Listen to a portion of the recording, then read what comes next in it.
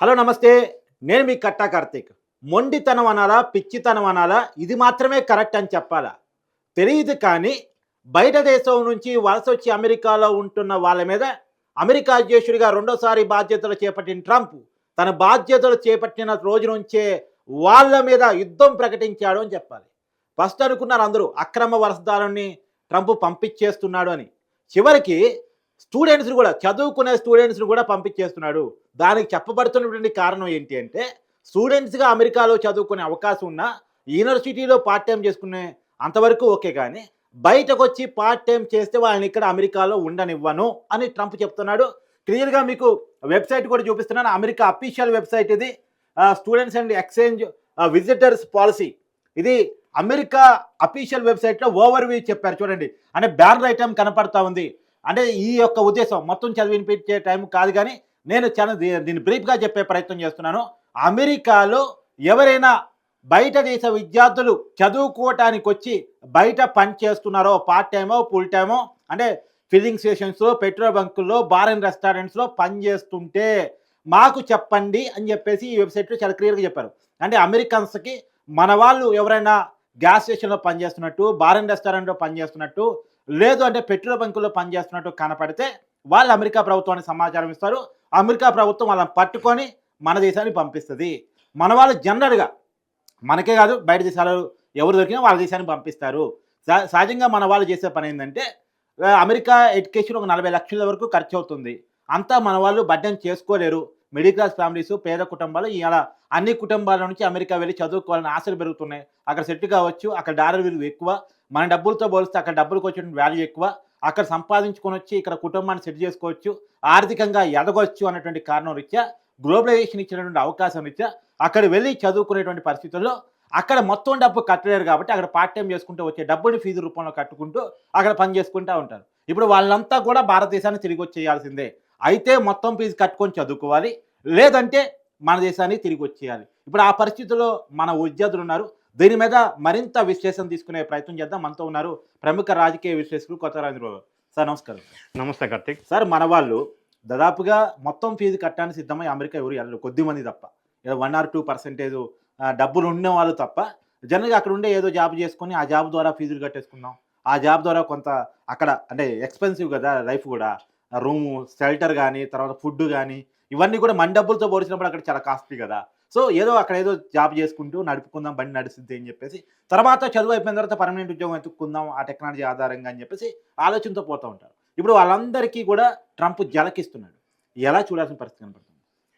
అమెరికాలో అధ్యక్షుడిగా రెండోసారి ట్రంప్ ఎప్పుడైతే ఎన్నికయ్యారో అప్పటి నుంచి మరీ ముఖ్యంగా స్పెషల్లీ తెలుగు రాష్ట్రాలకు సంబంధించిన విద్యార్థుల తల్లిదండ్రులు గుండెల్లో రైళ్లు పరిగెడుతున్న సందర్భం. ఆయన ఫస్ట్ ఎలక్షన్కి ముందు కానీ ఇప్పుడు కానీ ఆయన ప్రిన్సిపల్ ఫిలాసఫీ నినాదం ఒకటే, అమెరికా ఫస్ట్. ఆ ఒక్క నినాదం వల్ల అమెరికా అధ్యక్షుడిగా అమెరికా ప్రజలు ఆయన్ని గెలిపించారని మనం అనుకోవచ్చు. మనకెట్లయితే ఇండియా ఫస్ట్ అంటున్నామో ఆయన కూడా అమెరికా ఫస్ట్ అనే నినాదాన్ని తీసుకున్నాడు. సో అందులో భాగంగా ఆయన తీసుకున్న కఠినమైన నిర్ణయాల వల్ల బాగా భారీగా నష్టపోతున్న వాళ్ళు ఎవరన్నా ఉన్నారు అంటే అన్ని దేశాల వాళ్ళు నష్టపోతున్నారు. మరి ముఖ్యంగా మన తెలుగు రాష్ట్రాలకు సంబంధించిన కుటుంబాలు ఎక్కువ నష్టపోతున్నాయి. ఎందుకంటే తెలుగు రాష్ట్రాలకు సంబంధించిన వాళ్ళు ఇంటికి ఒకరో ఇద్దరు అమెరికాలో సెటిల్ అయ్యి సంపాదించుకొని భారతదేశానికి ఇంటికి పైసలు పంపించుకొని బాగా సెటిల్ అయిన సందర్భం మనం చూసాం. దానివల్ల అక్కడ ఉన్నటువంటి డబ్బులు మన దేశానికి రావటం వల్ల మన దేశం కరెన్సీ కూడా ఉపయోగపడతాయి. మన దేశ అభివృద్ధికి ఉపయోగపడ్డాయి. రాష్ట్రాలు కొన్ని బాగుపడ్డాయి. బాగా రూరల్ ఏరియాలో విలేజెస్ లో మరీ ముఖ్యంగా స్థితిగతులు మారిపోయినాయి. ఆంధ్ర ఏరియాలో సార్ కృష్ణా, గుంటూరు, ఉభయ గోదావరి జిల్లాలో దాదాపు మీరు చెప్పినట్టు ఇంటికి ఒకళ్ళు లేదా రెండిళ్ళకి ఒకళ్ళు ఖచ్చితంగా అమెరికా పోయి సెటిల్ అయ్యి. నేను చిన్నప్పుడు అది తెలుగు రాష్ట్రాల నుంచి హైదరాబాద్ వెళ్ళి సెటిల్ అయితే గొప్పగా ఫీల్ అయ్యేవాళ్ళు. ఇప్పుడు ట్రెండ్ ఏంటంటే ఇంటికి మినిమం ఒకరిద్దరు అమెరికాలో చదువుకొని సెటిల్ అయిన సందర్భం. హైదరాబాద్ సెటిల్ కావడం చిన్న విషయం కనపడుతుంది. అమెరికా సెటిల్ అయితే గొప్ప విషయం. అక్కడికి వెళ్ళిన తర్వాత ఎంఎస్ చేయటం, ఎంఎస్ చేస్తూ పార్ట్ టైం జాబ్ చేయటం, దాని ద్వారా మీరు అన్నట్టు డాలర్ వాల్యూ ఎక్కువ కాబట్టి ఇండియాకి పెద్ద ఎత్తున పైసలు పంపటం, వాళ్ళ కుటుంబాల్లో తల్లిదండ్రులకు ఆనంద బాష్పాలు నిండిన సందర్భం ఇప్పుడు బాగా కనిపించిన పరిస్థితి. సో ఈ విషయం ఏదైతే నిర్ణయం ఉందో ట్రంప్ తీసుకున్న నిర్ణయం ఏంటి, ఇల్లీగల్ ఇమిగ్రెంట్స్ అమెరికాలో ఉండొద్దు అంటున్నాడు. అది ఫస్ట్ పాయింట్. అవును, నంబర్ 1. నంబర్ 2 ఏమంటున్నారు అమెరికా అధ్యక్షులు, భారతదేశాన్ని నుంచి కానీ ఏ దేశాన్ని నుంచి కానీ హై టెక్నికల్ ఎక్స్పర్ట్ ప్రొఫెషనల్స్ ఉంటే అమెరికాకు వచ్చి సెటిల్ అవ్వచ్చు లీగల్లీ. అంతేగాని ఈ లో క్లాస్ జాబ్స్కి వచ్చి అక్కడ వాళ్ళ అమెరికన్స్కి జాబ్కి ఇబ్బందికరంగా వీళ్ళు తయారవ్వకూడదు అనేది ఆయన ప్రిన్సిపల్. ఎందుకంటే అమెరికా ఫస్ట్ కాబట్టి. మరి ఇక్కడ పాయింట్ కూడా రేజ్ అవుతుంది. ఇక్కడ రేజ్ అవుతున్న పాయింట్ ఏంటంటే అమెరికాలో జాబ్లు అమెరికన్లకే అనుకున్నారనుకోండి, ఎగ్జాంపుల్ పార్ట్ టైం జాబ్స్ కానీ ఫుల్ టైం జాబ్స్ కానీ అనుకున్నారనుకోండి, మన వాళ్ళు పనిచేసే వేతనాన్ని పనిచేయరు. మన వాళ్ళు తక్కువ వేతనానికి ఎక్కువసేపు పని చేస్తారు. వాళ్ళు అక్కడ దానికి ఇష్టపడరు. మరి అక్కడ కంపెనీలు కూడా ఇబ్బందే కదా. అమెరికాకి ఒకటి ఏంటంటే, అమెరికాకి ఎసెట్ ఏంటంటే, అంటే వీక్నెస్ ఏంటంటే స్ట్రెంగ్స్ ఉన్నాయి, వీక్నెసెస్ ఉన్నాయి. అక్కడ వీక్నెస్ ఏంటంటే టెక్నికల్ ఎక్స్పర్ట్ ప్రొఫెషనల్స్ అక్కడ తక్కువ, మన దగ్గర నుంచి వెళ్ళిన వాళ్ళు ఎక్కువ. దానివల్ల అమెరికా ఆదాయం పెరగటానికి, అమెరికా డెవలప్మెంట్కి మన తెలుగు రాష్ట్రాల వాళ్ళు ఇండియన్స్ బాగా ఇన్ని సంవత్సరాలు ప్రోత్సహిస్తూ అమెరికాని డెవలప్ చేసిన సందర్భం. దాని ద్వారా ఇండియాలో వాళ్ళ విలేజెస్ కుటుంబాలు బాగుపడిన సందర్భం. ఇప్పుడు ఎగ్జాంపుల్ సుందర పిచ్చాయి, తర్వాత సత్యనారాయణ, ప్రియా బాలసుబ్రహ్మణ్యం, వాళ్ళంతా ఎక్స్పర్ట్స్. వాళ్ళ భారతీయ మూలాలు ఉన్న వాళ్ళే కదా. చాలా మంది భారతీయ మూలాలు ఉన్న వాళ్ళే అక్కడ ఇండస్ట్రియలిస్టులు కావచ్చు, ఎక్స్పర్ట్స్ కావచ్చు, టెక్నికల్ ప్రొఫెషనల్స్ కావచ్చు. ఇప్పుడు ఈ నిర్ణయం వల్ల ప్రధానంగా దెబ్బతింటుంది తెలుగు రాష్ట్రాలకు సంబంధించిన విద్యార్థులు, వాళ్ళ తల్లిదండ్రులు. ఎందుకంటే వీళ్ళు జనరల్గా పార్ట్ టైం జాబ్ చేయకుండా అక్కడ జీవనం సాగదు. 90% వీళ్ళు జనరల్గా బార్ అండ్ రెస్టారెంట్, లేకపోతే ఈ గ్యాస్ ఫిల్లింగ్ స్టేషన్స్, లేకపోతే పెట్రోల్ బంకులు, సూపర్ మార్కెట్ వీటిల్లో కొంత సంపాదించుకొని ఇంటికి స్థిరంగా జీవితాన్ని సాగిస్తుంది. ఇది వాళ్ళ గుండెల్లో బాగా తీరని బాధాకరమైన విషయం ఇది. ఈ నిర్ణయంలో భాగంగా నిన్న అక్కడి నుంచి 205 స్టూడెంట్స్ ఇండియాకి స్పెషల్ ఫ్లైట్లో పంపించడం జరిగింది. 205 ఇండియాకి రీచ్ అవుతున్నారు. ఈ రోజు 7,000 మంది దాకా ఉన్నారు. సో ఈ నిర్ణయం వల్ల మరీ ముఖ్యంగా ఎక్స్పర్ట్స్ బాగా ప్రొఫెషనల్గా సెటిల్ అయిన వాళ్ళకి ప్రాబ్లం లేదు, కానీ ఏదో ఇప్పుడిప్పుడే సెటిల్ అవుతూ చదువుకుంటూ పార్ట్ టైం జాబ్ చేసుకున్న వాళ్ళకి నిజంగా దారుణమైన బాధాకరమైన విషయం. ఇప్పుడు వాళ్ళకి ఏంటంటే చదువుకున్న సందర్భంలో ఓటీపీ అని ఉంటుంది, ఆప్టిమల్ ట్రైనింగ్ వేసా ఒకటి ఉంటుంది, ఓటీపీ అది అంటారు. సో దానివల్ల అది ఉన్నప్పుడు కూడా వీళ్ళు పార్ట్ టైం జాబ్ చేసుకుంటారు. అంటే చదువుకున్న తర్వాత కొంతకాలం వరకు జాబ్ సెర్చింగ్ కోసం అయితే లేదు, సపరేట్ కోర్సు నేర్చుకోవడం అయితే ఆప్షనల్ ట్రైనింగ్ ప్రోగ్రామ్ వేసాది, ఓటీపీ. సో మన వాళ్ళు ఎక్కువ మంది ఆ వేసాలో ఉండి వేరే పనులు చేసుకుంటూ ట్రైనింగ్ ప్రోగ్రామ్ అంటే ఆప్షనల్ ట్రైనింగ్ ప్రోగ్రామ్ వేసా అంటారు. ఇప్పుడు ఇటువంటి పరిస్థితులు డెసిషన్ వల్ల చాలా మందికి ఇబ్బందికరమైన పరిస్థితి ఏర్పడుతుంది. రెండోది, ఇక్కడి నుంచి ఇప్పుడు పరిస్థితి ఏం ఏర్పడిందంటే, అక్కడ సెటిల్ అయిన పిల్లలకి ఇక్కడి నుంచి కుటుంబం వాళ్ళు జీవన విధానం కొనసాగించాలి కాబట్టి పార్ట్ టైం జాబ్ చేయడానికి వీలు లేదు కాబట్టి నెలకు ₹1,00,000 వరకు ఇక్కడి నుంచి పంపించాల్సిన పరిస్థితి ఆ విధంగా అంచనా. ఫీజులు ప్లస్ అకామిడేషన్, తినడానికి ఇటుకి ఖర్చు ఎక్కువ అవుతుంది. సో నెలకు ₹1,00,000 వీళ్ళు ఇక్కడి నుంచి అమెరికా పిల్లలకు పంపించాల్సిన పరిస్థితి అంటే నిజంగా సహజంగా పేరెంట్స్ ఎక్స్పెక్ట్ చేస్తారు అమెరికా పోయిన తర్వాత పంపిస్తాడు అంతే. రివర్స్ పంపించాలంటే అది. సో ఇంకొకటి ఏమవుతుంది, ఇది ఒక యాంగిల్.